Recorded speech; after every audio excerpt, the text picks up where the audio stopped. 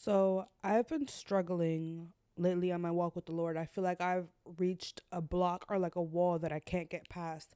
And I keep trying to ask God, what is it that I'm not doing? What is it that I'm falling short in that keeps having me going through this like revolving door? And I've hit a lot of revolving doors in my life. So usually I know that it's because I'm not doing something that God wants me to do. And I'm sitting here and I'm like, what is it? What is going on? And this is gonna sound so superficial. I have my apartment, I have my job, I have two of the things that I've been praying very strongly for because I have stability in my life.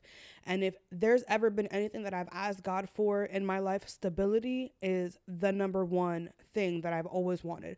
I wanted a roof over my head. I wanted a job, stable income. I wanted to know that, I wouldn't be on the street and that I wouldn't be abandoned, because I feel like even though those are like the bare minimum of things that we need to survive, like I stopped seeking God once I received them. Once I got into my apartment, once I got to my job, and I have a stable income, all of these things, I stopped seeking God. I don't spend time in my word. I go to church, I put a smile on, I sing in the choir, but I don't spend day in and day out seeking him. I don't wake up in the morning and pray. I don't wake up in the morning and open my Bible and spend time with him the way that I should. I only do it when I'm around other people. But then I come home and the Bible is collecting dust. Like, my music, the music that I listen to is secular music. Not saying that there's anything wrong with all secular music, because not all secular music is bad, but like, be for real. Mariah the Scientist. Anyway, I'm not listening to worship music. I'm not spending time in the presence of God, and then I'm wondering why I'm feeling the way it is that I'm feeling. And God keeps showing me the number 212, and I'm like, what is it about this number that you keep trying to show me? But in Strong's Concordance, 212 means boastful.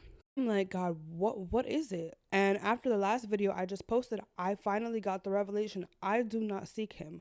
I'm in the point where I think, because I have the things that I paid for, that I no longer need God. Like, God doesn't have more for me. Like, I'm just happy here. And God is telling me, you need to move forward. But in order to do that, you actually have to spend time with me. Like, you can't just say, hey, hi, how are you doing? And then keep pushing forward and expect things to go your way and expect things to happen and for you to receive knowledge and wisdom without spending time in his word. Like, mind you, I always said,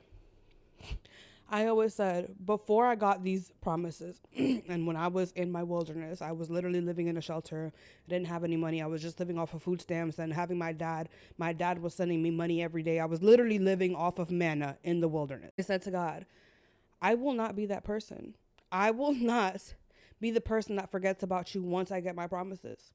And I literally turned into that exact person. This is what God says. Don't tell me what you will or won't do, because I will.